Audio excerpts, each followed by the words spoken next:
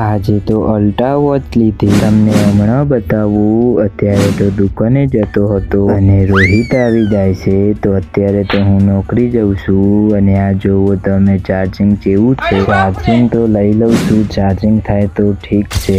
પણ અત્યારે આપણે અલ્ટા વોચ લેવા દુકાન બાજુ જતા હતા, પણ મારી કન પૈસા ઓછા નીકળ્યા અને ટ્રાફિક તો બહુ થયું હતું ને ટ્રાફિકમાં તો ઝઘડો થઈ ગયો બહુ મોટો।